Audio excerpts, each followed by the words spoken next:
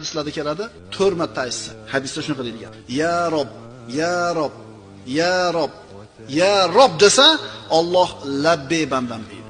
4 marta aytasiz, so'roveringiz siqqanicha. So'raysiz, to'xtab qoladi tilingiz. Tugab qoladi so'raydigan narsa. Yo izdan chiqib qoladi, yo tilingizga kelmay qoladi. Shunday qilib turavering. Chunki gapirishingiz shart emas. Alloh taolo nimani o'ylayotganingizni ham biladi. Nimani so'ramoqchi bo'lganingizni ham biladi. Ertaga nimani so'rashligingizni ham biladi. Faqat Robbingiz yaqin ekanligini his qiling. Odamlarning eng kuchlisi bo'lishni xohlasak, tavakkul qilishimiz kerak.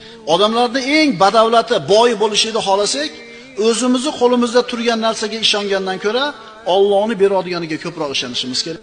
Odamlarning eng hurmatlisi bo'lishni xohlasak, inna akramakum indallohi atqakum. Allohdan ko'proq qo'rqaninglar, Alloh uchun hurmatliroq. Duoyimiz birodarlar mustajob bo'lishi uchun Alloh taoloning borligiga aniq ishonishimiz kerak.